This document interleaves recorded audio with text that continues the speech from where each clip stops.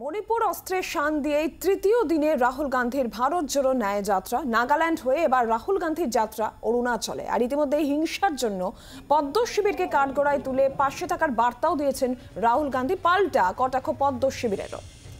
সুমিত সেনগুপ্ত আমাদের প্রতিনিধি রয়েছেন আমাদের সঙ্গে। সুমিত, রীতিমতো এই ন্যায় যাত্রায় কেন্দ্রীয় সরকারকে বা বিজেপিকে, পদ্ম শিবিরকে বারবার নিশানা করেছেন রাহুল গান্ধী। নির্বাচনের আগে মণিপুর থেকে শুরু হয়েছে ন্যায় যাত্রা। তো আজকে যে জায়গায় তিনি এই ন্যায় যাত্রায় আসছেন বা যেখান থেকে শুরু করছেন, আবার কতটা গুরুত্বপূর্ণ হতে চলেছে? কারণ এই উত্তর পূর্ব ভারতের সঙ্গে এই পুরো পদ্ম শিবিরকে যেভাবে জোড়া হচ্ছে রাহুল গান্ধীর তরফ থেকে, কি বলছেন তিনি?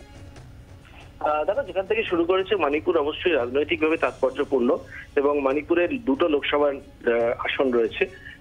দুটোই এই মুহূর্তে গত নির্বাচনের নিরিখে এটা দুটোই বিজেপি এতে জয়লাভ করেছিল। তবে রাজনৈতিকভাবে কতটা লাভ পেতে পারে কংগ্রেস, সেটা দেখার বিষয়। অন্যদিকে নাগাল্যান্ড, সেখানে একটা সিট সেটাও কংগ্রেসের দখলে নেই এবং নাগাল্যান্ডে কংগ্রেসের বিধানসভাতেও কোনো একেবারে শোচনীয় অবস্থা।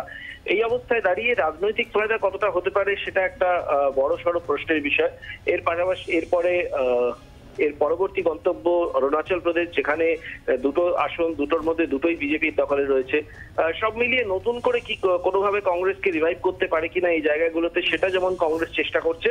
পাশাপাশি মণিপুরকে একেবারে এই ফোকাসে নিয়ে আসার অন্যতম কারণ ছিল যে হিংসাগ্রস্ত মণিপুরের যে কংগ্রেসের তরফ থেকে বারবার অভিযোগ করা হয়েছে যে প্রধানমন্ত্রী বা কেন্দ্রীয় সরকার মণিপুরকে গুরুত্ব দিচ্ছে না এবং সেই কারণেই মণিপুরের এইরকম অশান্ত পরিস্থিতি। যদিও গত এক মাসেরও বেশি সময় ধরে পরিস্থিতি অনেকটাই কিন্তু স্বাভাবিক হয়েছে। এখনো বেশ কিছু জায়গায় এখনো পর্যন্ত চাপা উত্তেজনা রয়েছে, তবে সার্বিকভাবে পরিস্থিতি অনেকটাই উন্নত হয়েছে।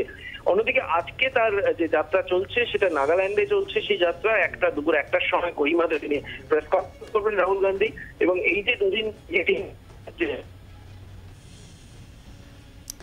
যোগাযোগ বিচ্ছিন্ন। আমাদের প্রতিনিধি সুমিত সেনগুপ্ত আমাদের সঙ্গে ছিলেন। আপনারা শুনলেন যে কোহিমায় আজকে 1টার সময় রাহুল গান্ধী সাংবাদিক বৈঠক করবেন। আর রাহুল গান্ধীর তরফ থেকে কি বলা হয়েছে এই ন্যায় যাত্রা চলাকালীন? অপরদিকে জয়রাম রমেশের বক্তব্য রয়েছে, কি বলছেন দুজনে শুনুন। It doesn't matter if you're a small state, you should feel equal to all other people in the country. That is the idea of the Bharat Jodo Nyaya Yatra, to give justice to people, to make the politics, the society, and the economic structure more equal, more fair, and more accessible to as many people. I'd like to thank you once again for coming here this morning. It's a big honor for me to come to you. आप देखिए, ये national highway 29 है, NH29, इसकी दशा देखिए। गडकरी साहब और प्रधानमंत्री दुनिया भर की बातें कर रहे हैं, एक्सप्रेसवे, हाईवे, सुपर एक्सप्रेसवे, पर आज सुबह 7:30 बजे से मैं निकला हूं इस नेशनल हाईवे पर। ये तो हाईवे ही नहीं है, सिर्फ पत्थर ही पत्थर है, गड्ढे ही गड्ढे हैं, और इसको राष्ट्रमार्ग कहा जाता है। बस मैं चल के आ रहा था, बस छोड़िए, बस में तो अभी आया हूँ, मैं चल के आ रहा था। अब मुश्किल है, कल शाम से मुश्किल हो रही है, पर हमें करना है जो हमारा कर्तव्य है, हमारा धर्म निभाएं। বাংলার আওয়াজ, বাঙালির আবেগ, জি 24 ঘন্টা।